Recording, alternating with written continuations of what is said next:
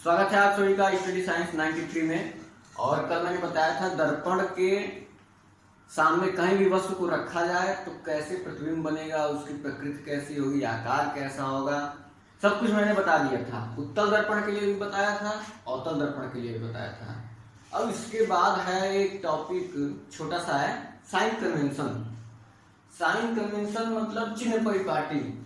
जब भी हम कोई सवाल लगाते हैं, अभी आगे इसमें न्यूमेरिकल है, न्यूमेरिकल में किसके लिए कौन सा साइन लेंगे, जैसे वस्तु कहाँ पे रखी है तो वो दर्पण से वस्तु की दूरी को क्या बोलेंगे, क्या लेंगे साइन, या फिर प्रकाश की किरण किधर से चलेगी दर्पण पे, ये सारी चीजें हैं।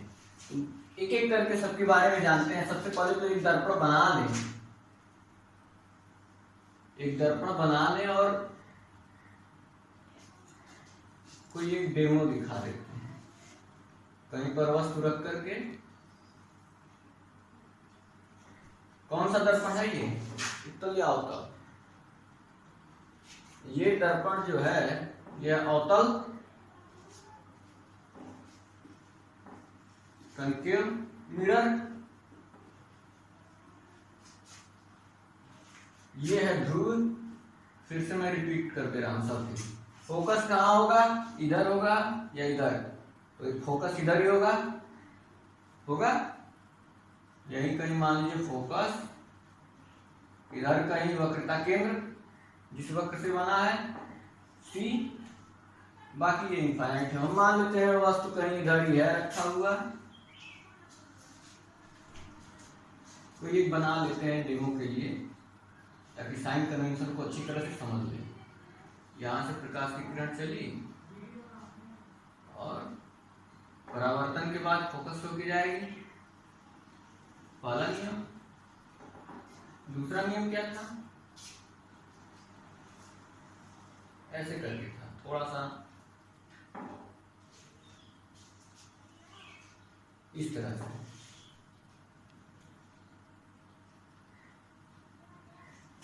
दर्पण का द्वारक थोड़ा सा बड़ा कर देते हैं, वक्ता केंद्र से जा रही है, फिर इसी दिशा में वापस आ गई और दोनों जहां पे मिले वहीं पे बन गया है इमेज।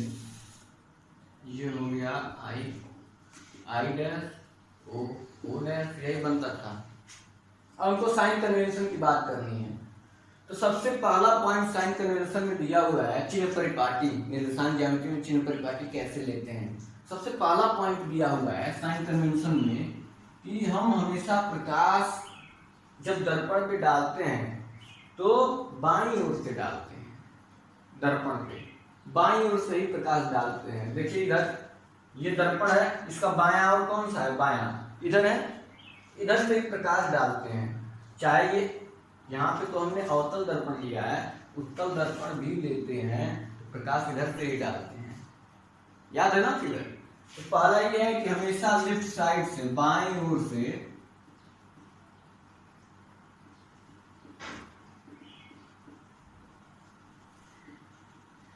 प्रकाश आपतित करते हैं या फिर डालते हैं,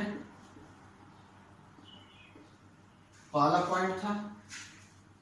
दूसरा पॉइंट जो है साइन कन्वेंशन में, हमें सब अपने आप से ही ले सकते हैं। दूसरा पॉइंट ये है साइन कन्वेंशन में कि जो दूरी है कब धनात्मक लेंगे कब ऋणात्मक लेंगे, इसके बारे में। अगर हम आपतित किरण की विपरीत दिशा में चलते हैं, जो इंसिडेंट रेज है, इंसिडेंट रे कौन सी है, यही है ना आपतित किरण, यही है इंसिडेंट रे।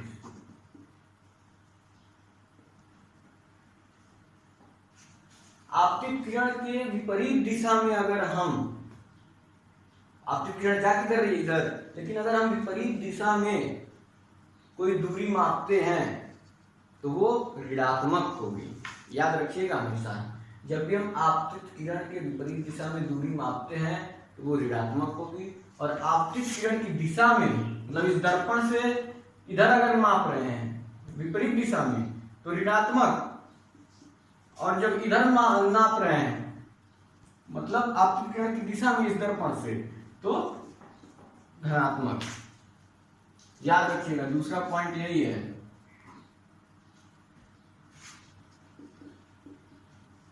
आपके किरण के विपरीत क्या होगा? ऋणात्मक, मतलब निगेटिव, और उसकी दिशा में धनात्मक, वाइस वर्सा। दिशा में अगर जाएंगे तो धनात्मक हो गया। उसके बाद से और क्या देख लें साइन कन्वेंशन में? हाँ, अगर ये मुख्य अक्ष के ऊपर है, वस्तु की लंबाई जैसे, या फिर प्रतिबिंब ही अगर मुख्य अक्ष के ऊपर है ये, तो मुख्य अक्ष के लंबवत ऊपर की ओर जो दूरी होती है उसे धनात्मक, मुख्य अक्ष के नीचे जो भी दूरी होती है उसे ऋणात्मक। ये मैथ में निर्देशांक ज्यामिति में पड़ी हुई चीज है, सब वही चीज यहाँ पे भी चल रहा है। जो मैथ पढ़े होंगे निर्देशांक ज्यामिति, वो यहाँ पे उनके लिए आसान है। तो ऊपर की जो दूरी होगी वो धनात्मक। तीसरा साइन कन्वेंशन, मुख्य अक्ष के ऊपर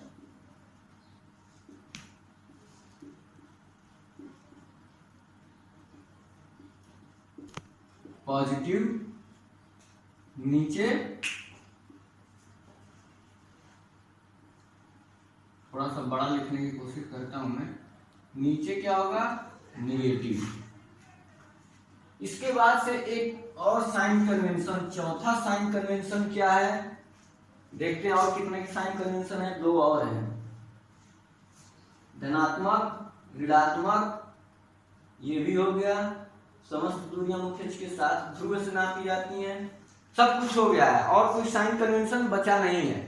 जितना भी एनसीईआरटी में दी हुई है सारी चीजें हो चुकी हैं साइन कन्वेंशन। बस कितना ध्यान देना है जब भी हम कैलकुलेशन करेंगे, कहाँ पॉजिटिव कहाँ पे निगेटिव, ये सब देखते रहेंगे। एक पॉइंट और दिया हुआ है, जो उत्तल दर्पण की फोकस दूरी है वो धनात्मक होती है, अवतल दर्पण की ऋणात्मक होती है। तो ये मुझे नहीं लगता बताना चाहिए, ये सबको पता है। उत्तल दर्पण, ये कौन सा दर्पण? अवतल दर्पण। इसकी फोकस दूरी धनात्मक होगी या ऋणात्मक? फोकस है कहाँ? यही है ना फोकस। तो ये ऋणात्मक होगा या धनात्मक? आपकी किरण इधर जा रही है, इधर, और हम माप रहे हैं दूरी इसके विपरीत दिशा में, ये ऋणात्मक होगा। ऑब्वियस सी बात है ऋणात्मक होगा ये। कनकेव लेंस के लिए जो फोकस दूरी होगी वो ऋणात्मक, कनकेव मिरर के लिए, फॉर कनकेव मिरर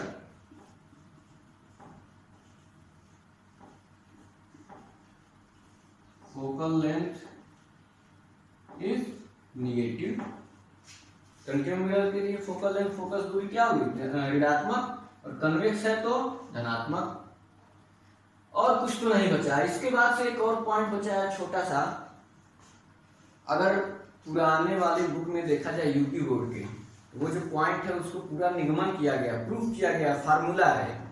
लेकिन एनसीईआरटी में पैटर्न थोड़ा सा चेंज है, उसमें प्रूफ नहीं किया गया है, डायरेक्ट फार्मूला बताया गया। जैसे मैंने एक और फार्मूला बताया था आप लोगों को पहले, ये F बराबर R/2, इसको भी पुरानी बुक में प्रूफ किया गया है। कैसे आया है? छोटा सा प्रूफ था, लेकिन एनसीईआरटी में प्रूफ नहीं किया गया, डायरेक्ट बता दिया गया कि हाँ ये रिलेशन होता है। इसी तरह से एक और रिलेशन है आगे, उसको पुरानी बुक में यूपी बोर्ड में प्रूफ किया गया था, एनसीईआरटी में प्रूफ नहीं किया गया है। केवल टर्म के बारे में बताया गया है, जो जो टर्म उसमें यूज है, और टर्म के बारे में बताने के बाद फार्मूला बता दिया गया है।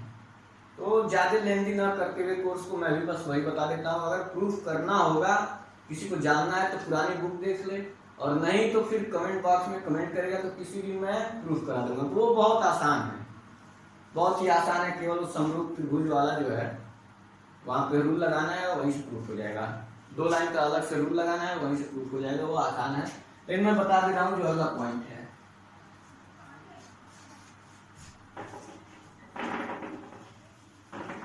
ये फिगर आने देते हैं, इसकी जरूरत पड़ेगी।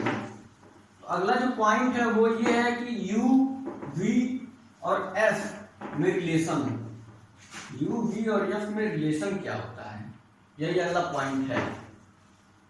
U, V, F।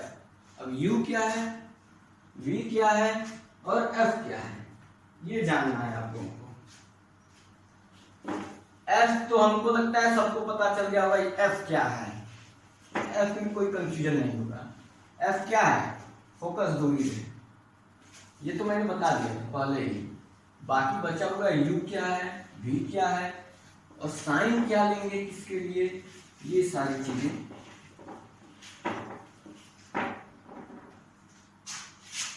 इसको पूरा कर देते हैं।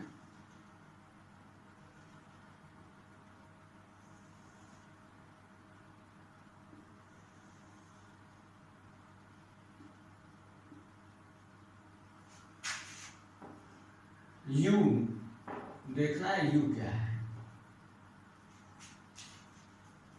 तो यू वी और एफ में relation, U V and F,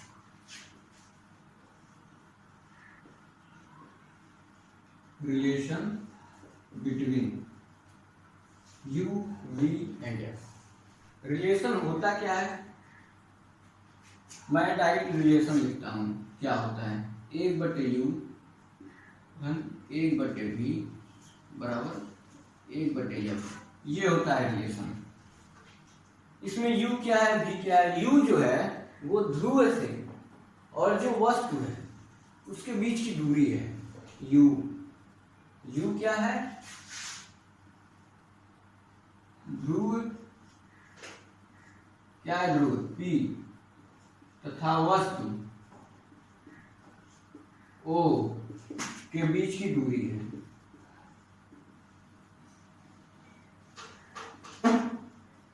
और भी क्या है, ध्रुव से प्रतिबिंब के बीच की दूरी है। भी क्या है, ध्रुव से प्रतिबिंब के बीच की दूरी है। प्रतिबिंब आई के बीच की दूरी है, ये भी है। मतलब ये हो गया यू और ये हो गया भी, थोड़ा छोटा लिखा है मैंने। और यफ कहाँ है, ये फोकस है और ये ध्रुव, यहां से यहां तक की दूरी जो है वो एफ कहलाती है। यू वी एफ, यहाँ पे यू, अच्छा साइन कन्वेंशन यहाँ पे चेक करते हैं, देखते हैं कितने लोगों को समझ में आ गया है साइन कन्वेंशन। यू यहाँ पे पॉजिटिव होगा या निगेटिव होगा, यू जो पी और यहाँ से वस्तु के बीच की दूरी है, पॉजिटिव होगा या निगेटिव होगा, निगेटिव होगा। क्यों? क्योंकि आपकी किरण की दिशा के विपरीत हम नाप रहे हैं, इधर यहाँ से इधर नाप रहे हैं, निगेटिव होगा, ये भी निगेटिव होगा, ये एफ भी निगेटिव होगा। अगर यही जो प्रतिबिंब बना है इधर बनता है तो फिर हम पॉजिटिव लेते हैं भी। लेकिन ये जो फार्मूला प्रूव किया गया है, चाहे उत्तल लेंस हो चाहे अवतल लेंस हो, चाहे कन्वेक्स हो या फिर कनकेव, दोनों के लिए ये फार्मूला एक ही है, सेम फार्मूला है, 1/u धन 1/v is equal to 1/f। अब इसी फार्मूला, ये एक फार्मूला हो गया और ये जो एक फार्मूला हो गया, इन्हीं दोनों फार्मूले पे बाकी आगे सवाल है। चैप्टर लगभग खत्म होने के कगार पे है, 1-2 पॉइंट बचा हुआ है, वही बता दे रहा हूँ। तो ये क्लियर हो गया। इसके बाद से जो अगला पॉइंट है उसे भी क्लियर कर लेते हैं जल्दी जल्दी।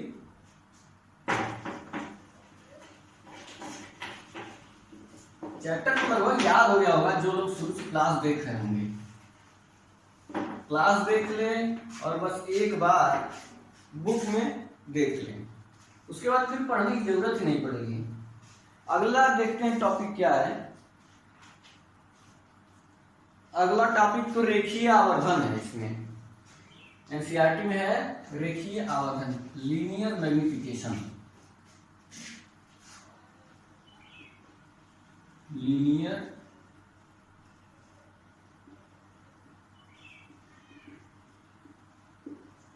जिसे एम से डिनोट करते हैं, रेखीय आवर्धन।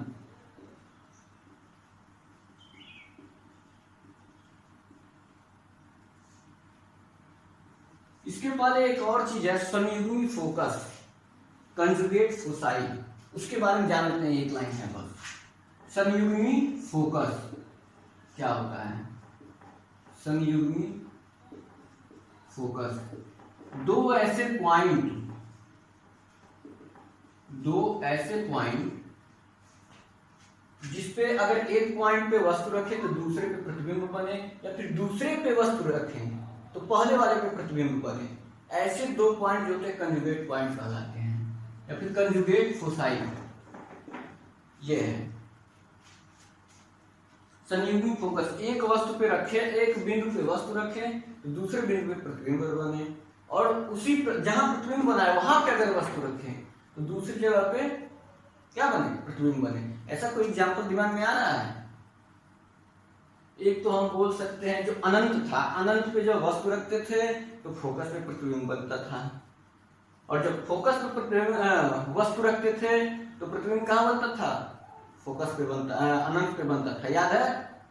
तो वो भी हम कह सकते हैं जो वो दो बिंदु है वो संयुग्मी फोकस होंगे, वो जो दो पॉइंट है। और कोई ऐसा पॉइंट, एक और ऐसा पॉइंट है जो मैंने बताया, लेकिन वो एक ही बिंदु है, दो बिंदु नहीं है। वक्रता केंद्र वाला, यहीं पे रखते थे, यहीं पे नीचे बन जाता था, वो तो एक ही पॉइंट हो जाता था। लेकिन अगर दो पॉइंट वाली बात किया जाए तो वो सही है, जो फोकस है और इन्फिनिटी है। इन्फिनिटी पे जब रखते थे ऑब्जेक्ट को, फोकस पे बनता था इमेज, और जब ऑब्जेक्ट को फोकस पे रखते थे तो इमेज इन्फिनिटी पे बनता था। तो ये होते हैं संयुग्मी फोकस। एक लाइन का था, बस जानते रहिएगा। रेखीय आवर्धन पे चलते हैं। रेखीय आवर्धन जो होता है प्रतिबिंब की लंबाई और वस्तु की लंबाई, इन दोनों के अनुपात को, क्या, प्रतिबिंब की लंबाई, प्रतिबिंब की लंबाई बटे वस्तु की लंबाई। प्रतिबिंब की लंबाई मतलब ओ डैश, वस्तु की लंबाई मतलब आई डैश। और लंबाई का मतलब ये दूरी मत लेने लगिएगा आप लोग, लंबाई का मतलब जो मुख्य अक्ष के लंबवत लंबाई है वस्तु की या फिर प्रतिबिंब की, ये ओ डैश या आई डैश, ये लंबाई, ये वाली लंबाई नहीं। ये जो लंबाई है प्रतिबिंब की लंबाई बटे वस्तु की लंबाई, या फिर एच डैश भी बोलते हैं, एच डैश बटे एच, या कहीं कहीं बोलते हैं y2/y1, ये बोलते हैं। और ये क्या होता है, रेखीय आवर्धन, m कहलाता है। अगर साइन कन्वेंशन लिया जाए तो y2 इसमें, y2 क्या होगा, y2 क्या, प्रतिबिंब की लंबाई, उल्टा है निगेटिव हो जाएगा, y1 क्या होगा, पॉजिटिव होगा। ये साइन कन्वेंशन है। आगे एक और फार्मूला दिया है, ये तो हो गया रेखीय आवर्धन। डिफिनेशन को पूछे तो क्या बोलेंगे आप लोग, प्रतिबिंब की लंबाई तथा वस्तु की लंबाई के अनुपात को रेखीय आवर्धन कहते हैं। इसे स्मॉल m से डिनोट करते हैं, m बराबर चाहे y2/y1 या फिर h'/h, जो भी लिखना है लिख लीजिए। और इसी से रिलेशन और u भी, और ये प्रतिबिंब की लंबाई वस्तु की लंबाई में दिया गया है, क्या दिया गया है, y2/y1 = -v/u। एक रिलेशन ये भी दिया गया है, एक रिलेशन ये भी दिया गया है रेखीय आवर्धन का, एक रिलेशन ये हो गया। अब बस इतना ही है, तीन फार्मूला है, इन्हीं तीनों पे अब हमें सवाल भी लगाना है। और ये लगभग रिफ्लेक्शन से जितने भी पार्ट है रिफ्लेक्शन के वो खत्म हो चुके हैं। सवाल है कुछ, एक दो सवाल देख लेते हैं। सवाल बहुत ही आसान है, अब सीधे सवाल पे चलेंगे, इसको साफ करते हैं।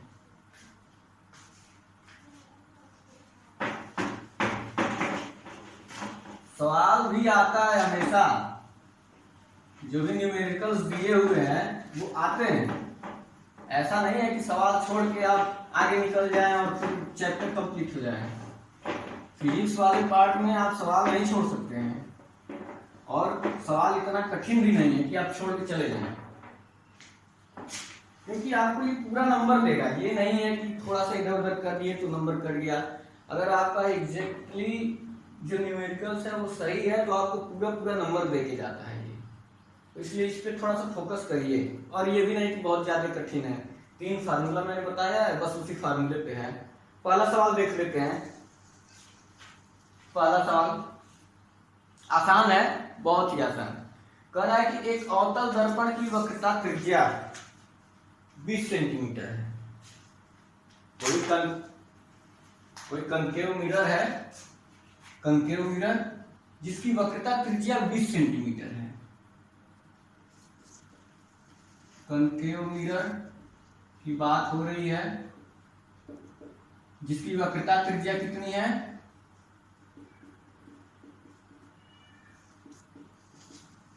20 सेंटीमीटर। वक्रता त्रिज्या को किससे डिनोट करते हैं? स्मॉल आर से। 20 सेंटीमीटर। उसके बाद क्या बोल रहा है? कोई वस्तु अवतल दर्पण से 15 सेंटीमीटर दूरी पे रखी है। अवतल दर्पण क्या है? यही है, कह रहा है कोई वस्तु है अवतल दर्पण से, इस दर्पण से 15 सेंटीमीटर दूर रखा है। तो कहाँ रखा होगा 15 सेंटीमीटर दूर? इधर ही होगा।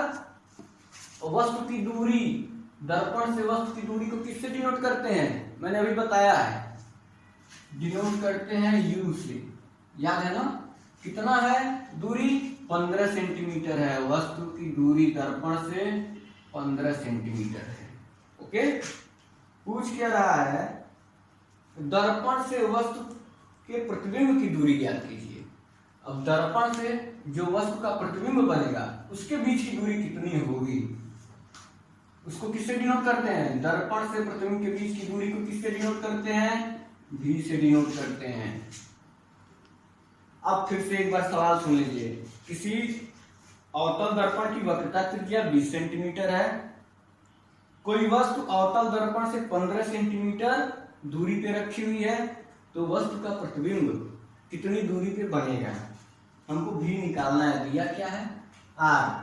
आर दिया है अवतल दर्पण के लिए, तो ये पॉजिटिव होगा या निगेटिव होगा? साइन कन्वेंशन से अवतल दर्पण ये है, आर दिया है, तो आर क्या होगा? पॉजिटिव होगा या निगेटिव होगा? आर किधर है? ये इधर अगर बनाते हैं पूरा गोला तो इधर ही कहीं आर होगा। आर इधर है तो आर इसी को बोलते हैं। यही ना है वक्रता केंद्र। वक्रता केंद्र तो यही है। तो वक्रता त्रिज्या क्या होगी? यही होगी। वक्रता त्रिज्या मैंने बताया था पहले, एकदम दूसरे लेक्चर में, शायद पहले या दूसरे लेक्चर में। तो आर ये है और ये क्या होगा? निगेटिव होगा। तो ये लिख लेंगे -20 सेंटीमीटर। वस्तु की दूरी भी निगेटिव होगी, इधर है दर्पण से, ये भी निगेटिव होगी, तो इससे भी लिख लेते हैं माइनस। साइन कन्वेंशन से माइनस माइनस रख लिए। हमको निकालना है भी। फार्मूला याद करिए, हमको फार्मूला 2-3 ही है हमारे पास। निकालना क्या है? भी निकालना है। पता क्या है? यू और आर। पहले तो हम यफ यहाँ से निकाल सकते हैं, यहाँ से यफ निकाल सकते हैं, क्योंकि हम जानते हैं कि एफ बराबर क्या होता है? r/2। पता है ना सबको? f बराबर r/2। तो r की जगह पे कितना है? 20 -20 और बटे 2। ये कितना आ गया? -10 सेंटीमीटर। फोकस दूरी निकल गई, मतलब फोकस दूरी अब यहाँ पे हो गया -10 सेंटीमीटर। u पता है, v निकालना है। फार्मूला याद करिए, बहुत ही आसान फार्मूला। u v f में रिलेशन 1/u 1/v = 1/f। हमको क्या क्या पता है? ये पता है, ये पता है, यही तो निकालना है। निकल नहीं जाएगा। 2 चीज पता है, तीसरा निकालना है। रख देते हैं वैल्यू 1/-15 1/v, और ये क्या हो जाएगा? 1/-10। v को यहीं रहने देते हैं और इसका क्या करते हैं? पक्षांतर कर देते हैं, उधर भेज देते हैं। उधर भेजेंगे तो क्या होगा? आगे लिख लेते हैं। इधर भेजेंगे तो ये माइनस है, प्लस हो जाएगा। और बचेगा यहाँ क्या बच गया? 1/v बच गया, बराबर ये तो यहाँ पे है ही, और ये वाला चला गया इधर, इधर जाएगा तो क्या होगा? प्लस हो जाएगा। आसान है। अब सॉल्व करना है। सॉल्व करने के लिए क्या करेंगे? लॉसर ले लेते हैं। आगे इसमें लॉसर ले लेते हैं। 10 और 15 का लॉसर कितना होगा? 15 दूनी 30, 30 हो जाएगा लॉसर। अब 10 के 30 -3 हो जाएगा, -3। ये मैथ की चीज है, ये तो नहीं बताना पड़ेगा ना फिजिक्स में। ये सब 5, 6, 7 में बताया गया है, भिन्न का जोड़, भिन्न का घटाना। अब ये सब थोड़ी मैं बताऊंगा। अब 10 के 30 -3 क्योंकि माइनस था, और प्लस 15 दूनी 30 +2, सॉल्व कर लें, -1/30 होगा। ये क्या है, 1/v है, ये 1/v जो है कितना आया, 1/30। तो यहां से क्या करेंगे, v बराबर क्या कहेंगे, -30 सेंटीमीटर। ये होगा आंसर आपका। आसान है, बहुत आसान है। इसके बाद एक और सवाल बता दें, टाइम कितना हुआ,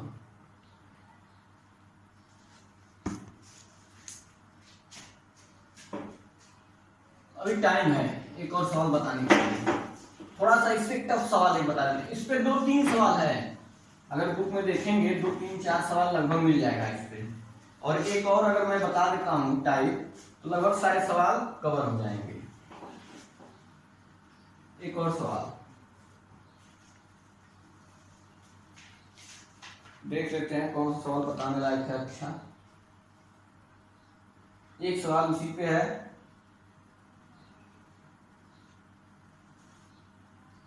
हाँ, 12 सेंटीमीटर फोकस दूरी वाले अवतल दर्पण के सामने, 12 सेंटीमीटर फोकस दूरी, दिमाग में रखिए, 12 सेंटीमीटर फोकस दूरी, दर्पण कौन सा है, अवतल है, कनकेव मिरर ही है। चलिए ये तो आसान है। फोकस दूरी 12 सेंटीमीटर, यह कितना दिया है, 12 सेंटीमीटर। कनकेव मिरर है, यह किधर होगा, इधर ही होगा, तो ये भी होगा निगेटिव। ओके, इसके बाद से कहना है फोकस दूरी 12 सेंटीमीटर है, अवतल दर्पण के सामने 4 सेंटीमीटर लंबी एक वस्तु, 4 सेंटीमीटर लंबी, ये दूरी नहीं है, यू नहीं दिया है, दर्पण से दूरी नहीं दिया है, 4 सेंटीमीटर लंबी, मतलब मुख्य अक्ष से लंबाई, ये वाली लंबाई 4 सेंटीमीटर दी हुई है। मतलब क्या बोलेंगे, ये वस्तु की लंबाई दी हुई है, वस्तु की लंबाई को y1 से डिनोट करते हैं, y1 दिया हुआ है 4 सेंटीमीटर।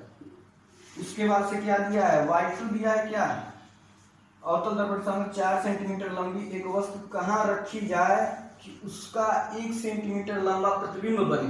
प्रतिबिंब कैसा बने, 1 सेंटीमीटर लंबा, 1 सेंटीमीटर लंबा प्रतिबिंब बने। मतलब y2 की जो वैल्यू है, प्रतिबिंब की लंबाई कितनी होनी चाहिए, 1 सेंटीमीटर होनी चाहिए। एक बार मैं फिर से सवाल को पढ़ता हूं, आप लोग ध्यान से सुनिएगा।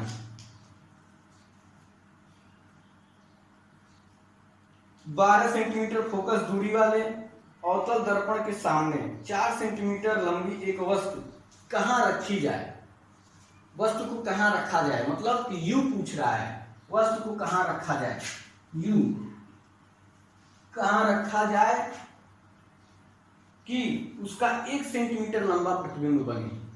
अब हमको इतनी चीजें पता है, यू पूछ रहा है, भी के बारे में कुछ पता नहीं है, y1 y2 के बारे में हमको पता है। देखते हैं, हम जानते हैं, अभी मैंने फार्मूला बताया थोड़ी देर पहले ही, y2/y1 बराबर -v/u, थोड़ी देर पहले मैंने ये बताया फार्मूला, थोड़ी देर पहले। अब y2 और y1 की वैल्यू रख लेते हैं, y2 और y1 की वैल्यू रख लेते हैं। y2 की वैल्यू कितनी है, 1, y1 की वैल्यू कितनी है, 4, और कुछ पता है हमें, कुछ नहीं पता है। यहाँ पे क्या है, -v/u। एक चीज और, ये y1 क्या है, ये y2 क्या है, 1 सेंटीमीटर। प्रतिबिंब कौन है इसमें, ये तो वस्तु की लंबाई हो गई, o डैश, और ये क्या है, i डैश है। ये प्रतिबिंब की लंबाई है 1 सेंटीमीटर, नीचे है प्रतिबिंब, अक्सर नीचे ही बनता है, तो ये क्या होगा, माइनस में होगा, मतलब ये माइनस होगा, माइनस होगा। इतना तो क्लियर है, साइन कन्वेंशन से, मैंने साइन कन्वेंशन बताया है। और प्रतिबिंब नीचे की ओर है, मुख्य अक्ष से नीचे की ओर बनता है, तो फिर माइनस साइन लेना ही पड़ेगा। ये माइनस कट गया, बचा क्या, 1/4 बराबर v/u। अब यहां से क्या होगा, ये चला गया इधर, ये चला गया इधर, मतलब u जो है, u बराबर 4v, एक रिलेशन मिल गया हमको, u बराबर 4v। अब हम लोग u की जगह पे u तो रख ही सकते हैं, v की जगह पे u की जगह पे ये 4v भी रख सकते हैं। निकालना क्या है, u निकालना है। चलिए देखते हैं।